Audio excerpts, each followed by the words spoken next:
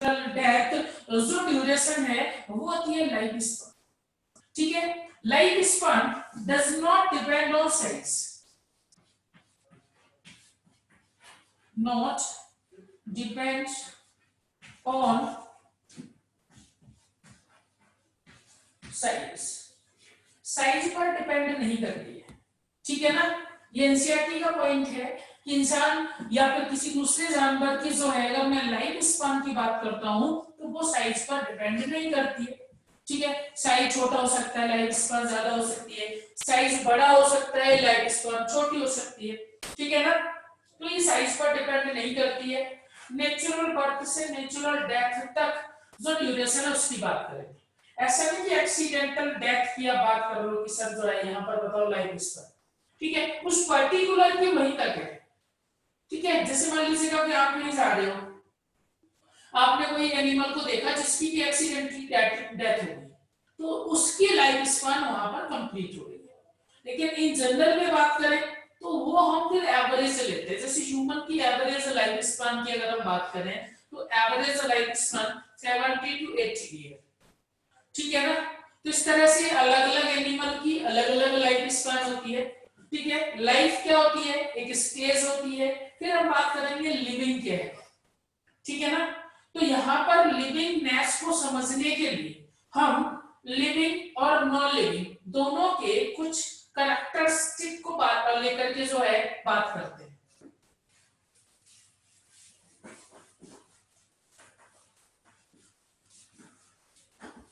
देखो, living versus non living. ठीक है, हम यहां पर दो पॉइंट के बारे में पढ़ेंगे। एक जो है कैरेक्टरिस्टिक फीचर,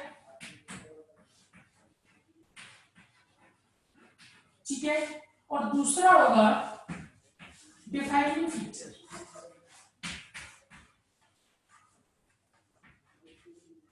ठीक है, दो पॉइंट देखेंगे, एक लिविंग का कैरेक्टरिस्टिक फीचर और एक डिफाइनिंग फीचर।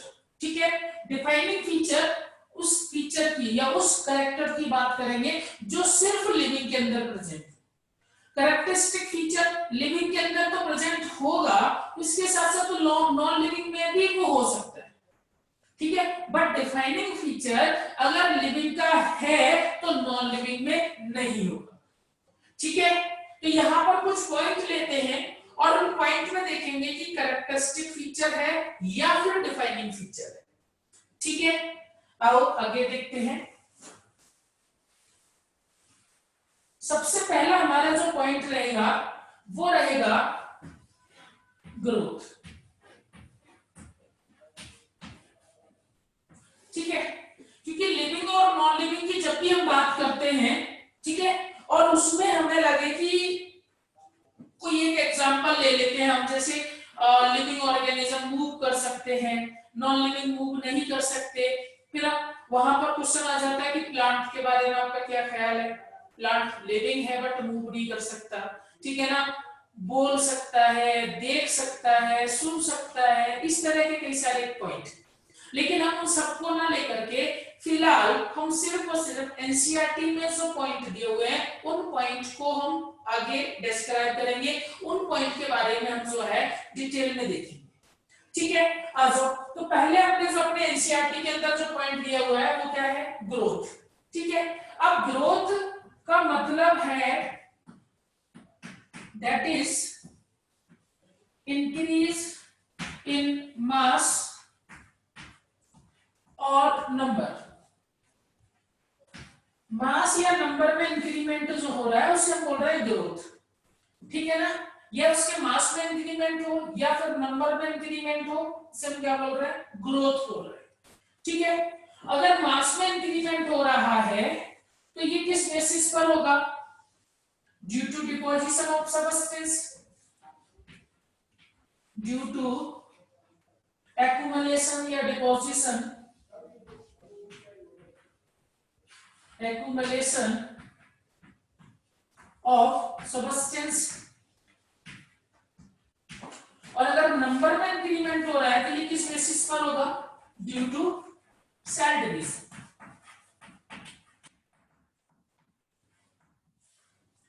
ठीक है, अब ये जो डिपोजिशन हो रहा है या जो एक्युमुलेशन हो रहा है ये बॉडी पर बाहर हो रहा है, बॉडी के अंदर हो रहा है, उसके बेसिस पर हम यहां पर ग्रोथ को दो पार्ट में डिवाइड करेंगे। ठीक है, देखो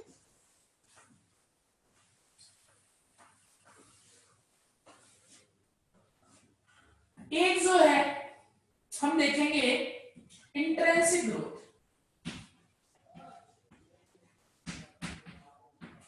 इंट्रिंसिक ग्रोथ,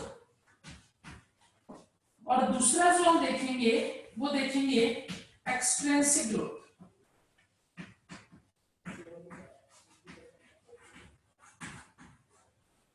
ठीक है, देखो इंट्रिंसिक ग्रोथ और एक्सट्रिंसिक ग्रोथ की अगर हम बात करें तो पहले हम देखते हैं एक्सट्रिंसिक ग्रोथ की।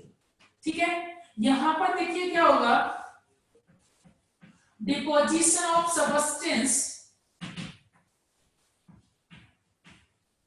Deposition of substance on body, body पर सबस्टेंस का डिपोजिशन हो रहा है। ठीक है, यहां पर क्या होगा, डिपोजिशन ऑफ सबस्टेंस, ठीक है, इनसाइड बॉडी। ठीक है ना, या फिर हम डिपोजिशन को ना लेकर के यहां पर हम और करेक्ट अगर हम बात करें तो ये simply due to cell division increase number of cell from inside body. ठीक है ना, due to cell division number of cell increase होंगे। अब नंबर ऑफ सेल इंक्रीज कहां से, बॉडी के अंदर से। ठीक है ना, दूसरा देखिएगा पॉइंट, एक्सटेंसिव ग्रोथ जो है ये रिवर्सिबल होती है।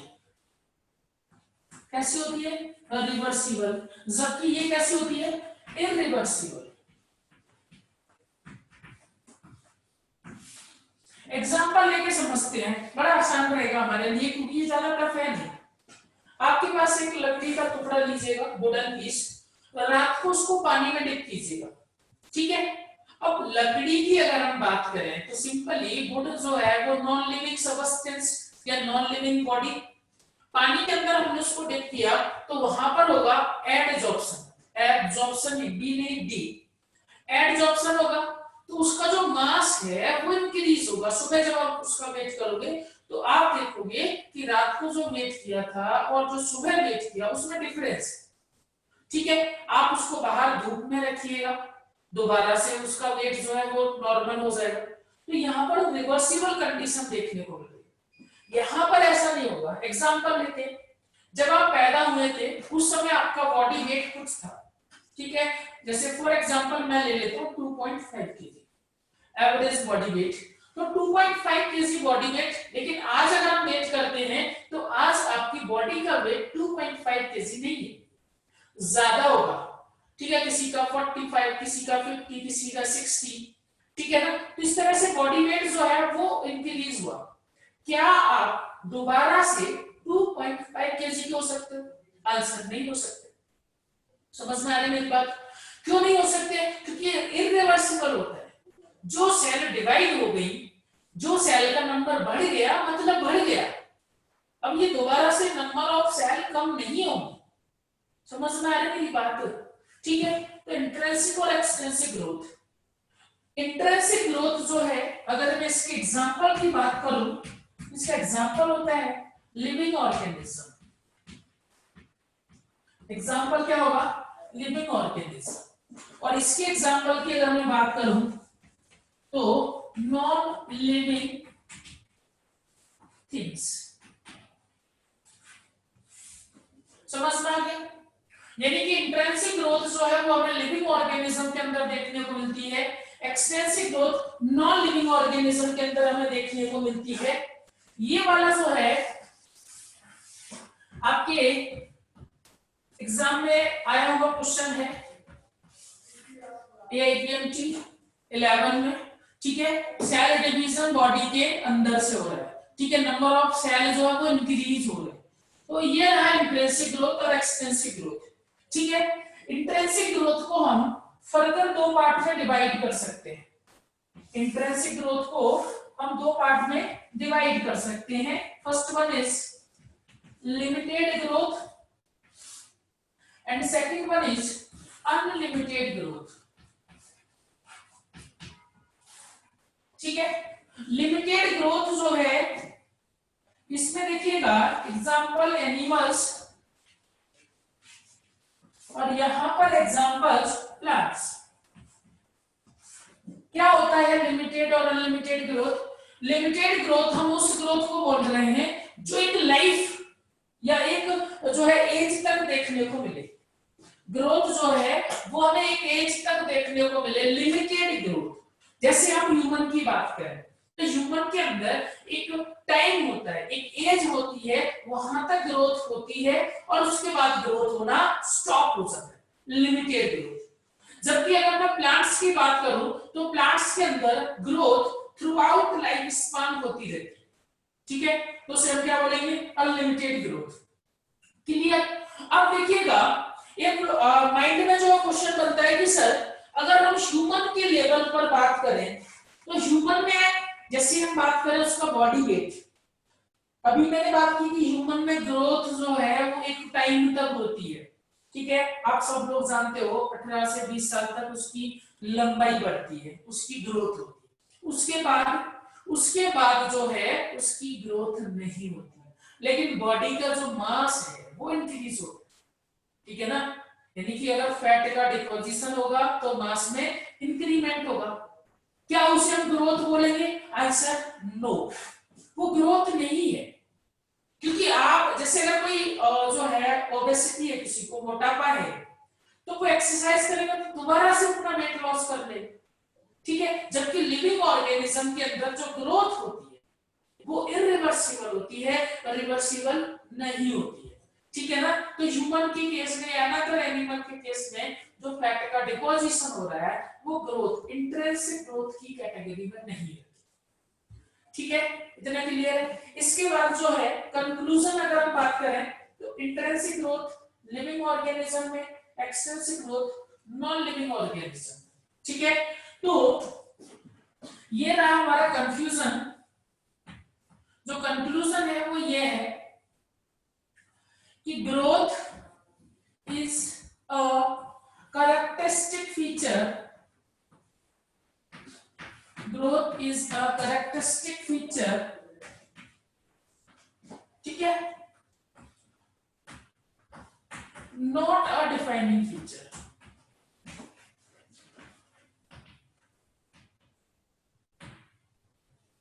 डिफाइनिंग फीचर नहीं है ये, कैरेक्टरिस्टिक फीचर। ठीक है, क्योंकि आपको ऐसा कोई लिविंग ऑर्गेनिज्म देखने को नहीं मिलेगा जिसमें कि ग्रोथ ना हो रही। सभी लिविंग ऑर्गेनिज्म के अंदर ग्रोथ है। ये कैरेक्टरिस्टिक फीचर, डिफाइनिंग फीचर नहीं है। क्यों नहीं है डिफाइनिंग फीचर? क्योंकि ये नॉन लिविंग के अंदर भी प्रेजेंट होता है। ग्रोथ जो है वो हमें नॉन लिविंग के अंदर भी देखने को मिलती है। ठीक है ना, तो ग्रोथ जो है ये कैरेक्टरिस्टिक फीचर होता है, डिफाइनिंग फीचर नहीं होता। ठीक है, इसके बाद हम बात करते हैं नेक्स्ट पॉइंट, रिप्रोडक्शन।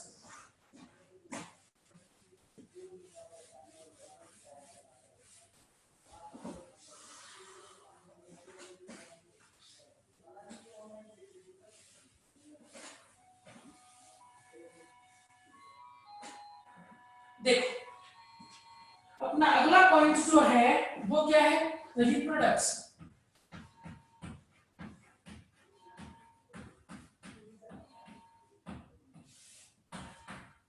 ठीक है, अगर रिप्रोडक्शन की हम बात करें तो यहां पर देखिएगा रिप्रोडक्शन में क्या होता है? ऑर्गेनिज्म अपने जैसे ही जो है वो प्रोजेनी प्रोड्यूस करता है, अपने जैसी प्रोजेनी प्रोड्यूस करता है। ठीक है ना, तो reproduction present in all living organism,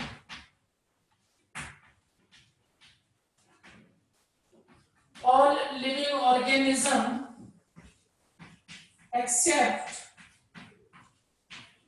सब,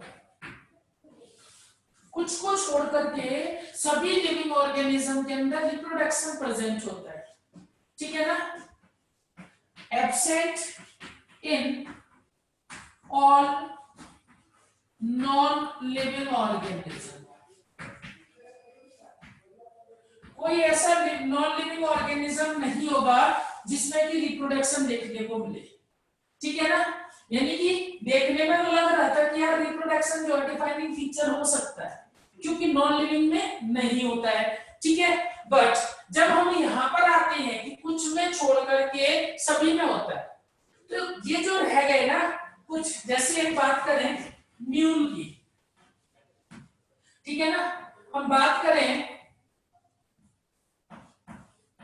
ड्रोन की, ठीक है ना, यानी कि स्टेराइल हनी की, हम बात करें इनफर्टाइल ह्यूमन कपल की, तो ये कुछ एक्सेप्शन है जहां पर कि आपको रिप्रोडक्शन देखने को नहीं मिलेगा, ठीक है। तो क्या ये लिविंग नहीं है? आंसर ये लिविंग है। समझ में आ रही मेरी बात? अगर ह्यूमन कपल है, अगर वो बच्चे पैदा नहीं कर पा रहा है तो इसका मतलब ये नहीं कि वो डेड है, वो लिविंग है। इसलिए रिप्रोडक्शन भी क्या हो गया? Characteristic feature, but defining feature जो है ये भी नहीं। क्यों नहीं हो पाया डिफाइनिंग फीचर? क्योंकि ये जो है कुछ ऑर्गेनिज्म वहां पर देखने को मिल ही नहीं रहा, ठीक है ना। इसके बाद देखिएगा, अगर मैं बात करूं यूनिसेलुलर ऑर्गेनिज्म के अंदर,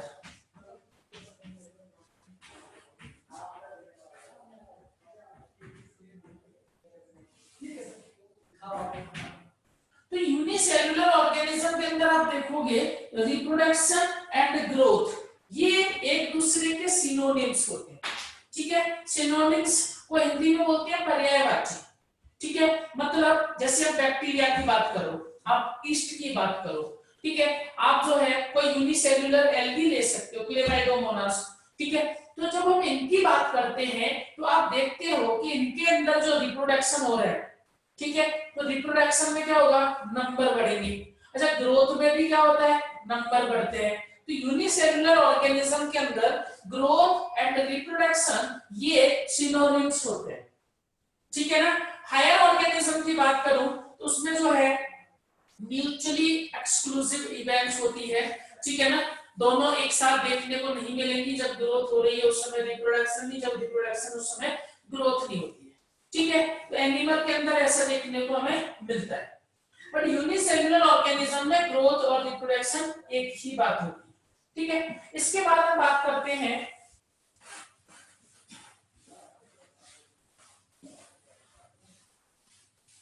अच्छा, यहाँ पर जो एग्जांपल है ड्रोन नहीं होगा, ठीक है, इसे सही कर लेना, वर्कर भी होगा।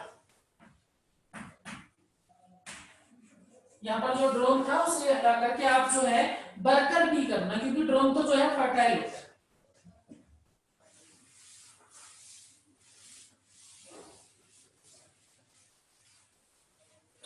अब ये है क्या वर्कर भी ड्रोन? थोड़ा सा हम जो है इसमें चलते हैं। तो आप जानते हो हनीबी जो है ये सोशल इंसेक्ट होता है। हनीबी कैसा होता है? सोशल इंसेक्ट, ठीक है ना। सोशल इंसेक्ट मतलब ये जो है सोसाइटी के साथ रहने वाला इंसेक्ट होता है, जिसमें अगर हम एक हाइव की बात करें तो उसमें एक जो है क्वीन होती है, 100 ड्रोन होते हैं और उसमें जो है 2.5 थाउजेंड वर्कर होते हैं। अब इसमें देखो जो डिफरेंस होता है वो क्या? जो रानी होती है ये होती है डिप्लॉइड और जो ड्रोन होता है ये होता है हैप्लॉइड, ठीक है ना। नंबर ऑफ क्रोमोसोम की बात करूं तो 32 एंड 16। ये क्वीन जो है ये मियोसिस के थ्रू गैमीट फॉर्म करेगी, हैप्लॉइड। ये क्या है? गैमीट, ठीक है। ये जो ड्रोन है हैप्लॉइड है तो मियोसिस के थ्रू तो करेगा नहीं, ये कैसे करेगा? माइटोसिस। माइटोसिस से जो है ये क्या करेगा, गैमीट फॉर्म करेगा। ठीक है, अब देखो ये दोनों गैमीट का हुआ फ्यूजन, फ्यूजन के बाद होगा यहाँ पर बनेगा जाइगोट।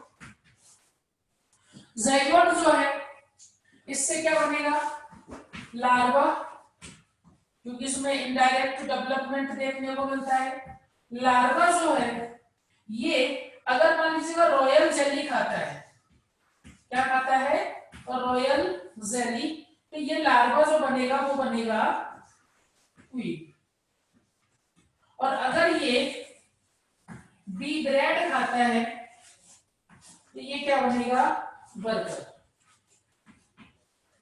Worker bee. इधर आ जाओ, ये जो गैमीट है विदाउट फर्टिलाइजेशन जाइगोट, जाइगोट से लार्वा, और लार्वा से जो है ये बनेगा ड्रोन। ठीक है, इस प्रोसेस को बोलते हैं हम parthenogenesis. Formation of zygote without fertilization is called parthenogenesis. ठीक है ना, तो इस तरह से जो है हनीबी के अंदर ड्रोन जो है फर्टाइल, क्वीन फर्टाइल, वर्कर जो है ये कैसे होते हैं, स्टेराइल होते हैं। ठीक है ना, तो वर्कर जो है ये स्टेराइल होंगे, क्यों, क्योंकि इनको जो है लार्वल स्टेज में रॉयल जेली ना मिलकर के बी ब्रेड मिलते हैं। ठीक है ना, तो ये जो है हमने वर्कर की बात की। इसके बाद हम बात करते हैं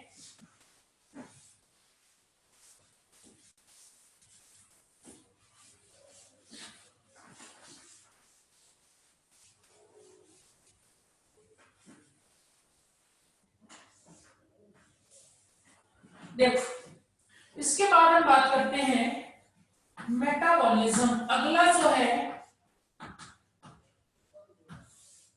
कैरेक्टर्स, ठीक है, मेटाबॉलिज्म। अब मेटाबॉलिज्म क्या है, देखो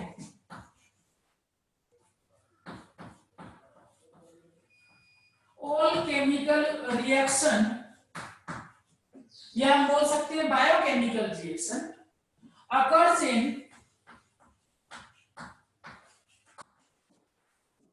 inside the cell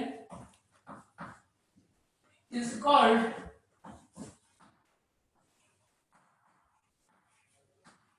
metabolic reaction।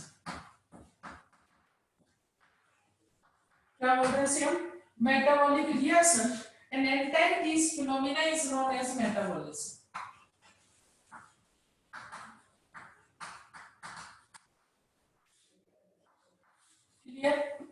तो मेटाबॉलिज्म जो है ये हमें समझ में आ गया क्या है। अब अगर मैं केमिकल रिएक्शन की बात करूं या बायोकेमिकल रिएक्शन की बात करूं तो इसके अंदर जो है मॉलिक्यूल रिएक्ट करते हैं। ठीक है, जैसा कि आप नॉर्मली केमिस्ट्री के अंदर पढ़ते हो वैसा ही यहाँ पर देखने को मिलता है। ठीक है, तो केमिकल्स जो है ये आपस में रिएक्ट करेंगे, मॉलिक्यूल्स जो है ये रिएक्ट करेंगे, इनका साइज, स्ट्रक्चर वो डिफर होता है। ठीक है ना, जो कि हम बायोमॉलिक्यूल के अंदर इनके बारे में पढ़ेंगे कि कौन से मॉलिक्यूल है जो रिएक्ट कर रहे हैं, जिनका साइज, स्ट्रक्चर वो डिफर होता है।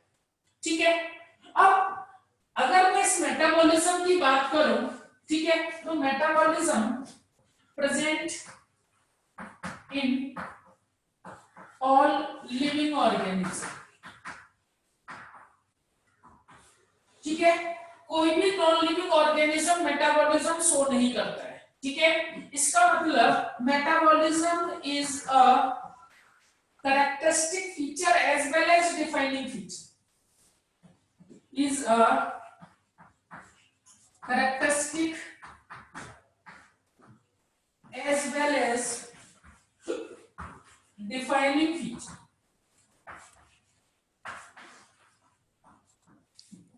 ठीक है, एग्जाम्पल की बात करूं तो मेटाबॉलिज्म के ढेर सारे एग्जाम्पल, रेस्पिरेशन है, फोटोसिंथेसिस है।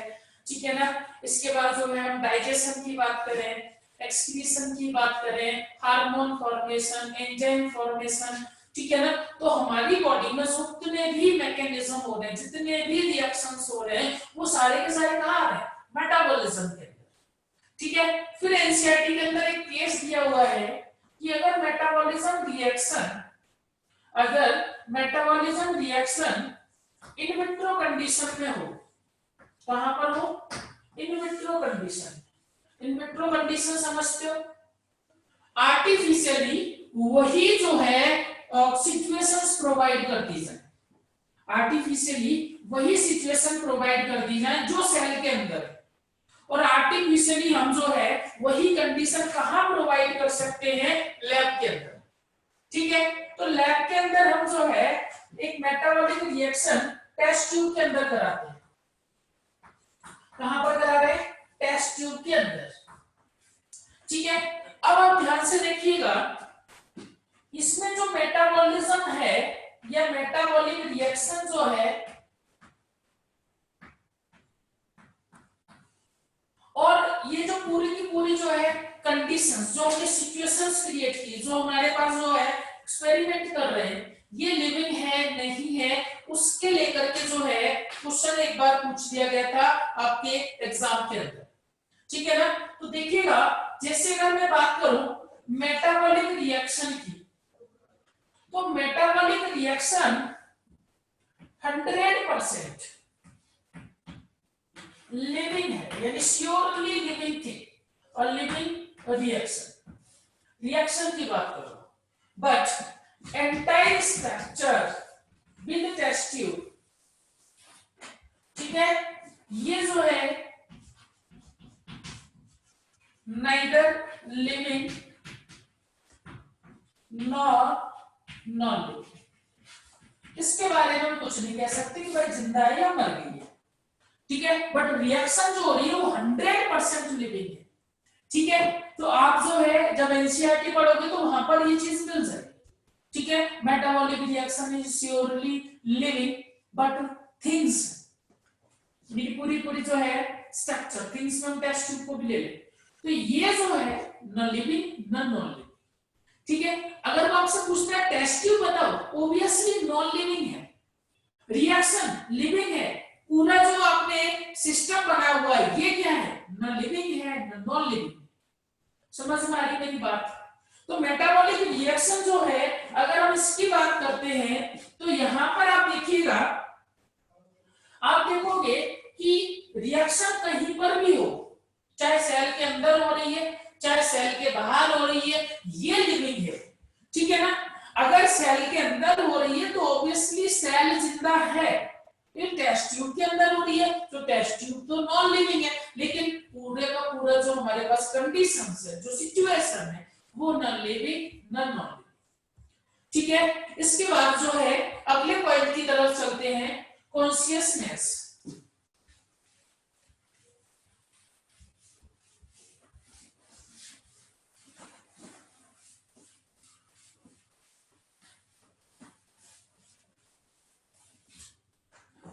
देखो,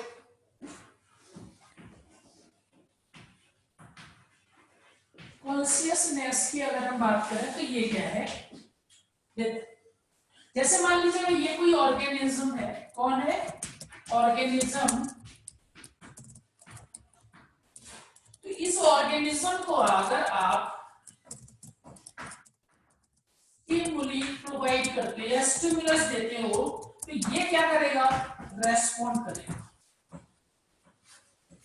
और यही फिनोमेना जो है ये कहलाता है कॉन्शियसनेस।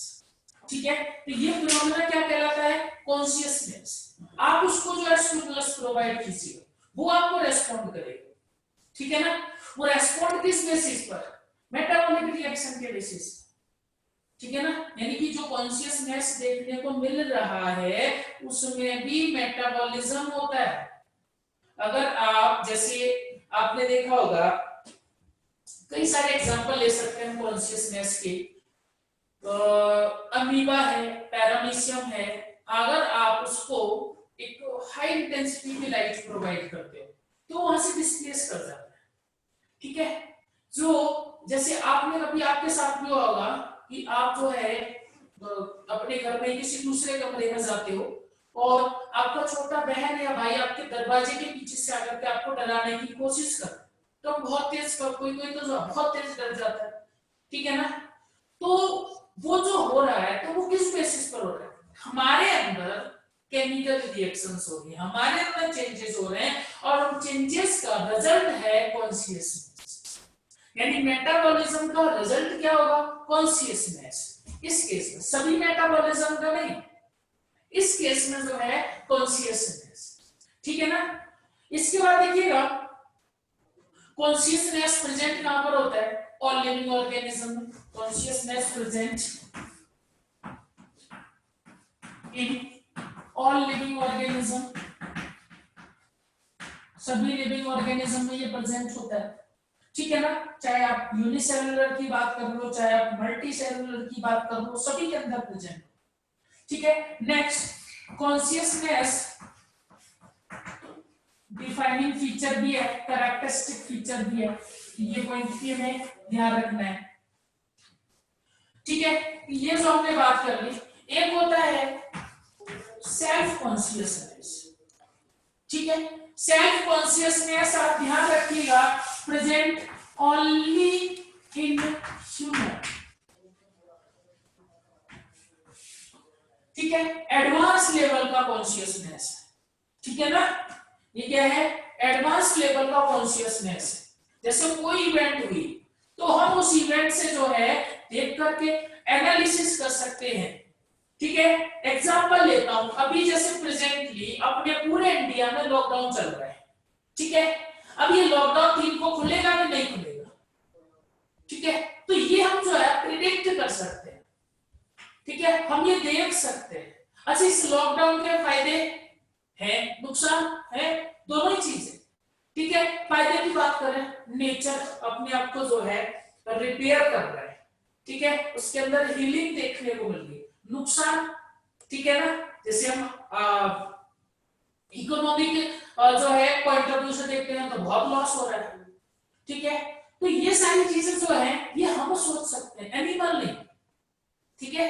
जैसे आपने किसी जानवर के बारे में बात करें, कोई भी एक जानवर ले लीजिएगा, जैसे डॉग, तो गली के सारे कुत्ते मिलकर के ऐसा कोई डिस्कशन नहीं करेंगे, ठीक है।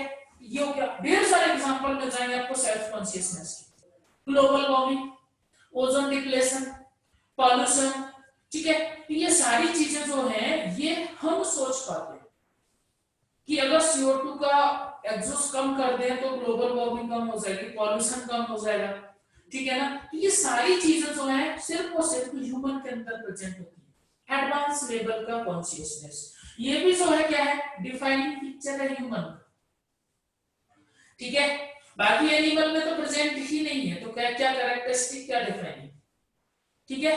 तो ये पॉइंट्स को हमने डिस्कस कर लिए। इसके बाद अगर आपसे क्वेश्चन पूछता है defining feature of living organism, question clear है ना, क्वेश्चन क्या है, डिफाइनिंग फीचर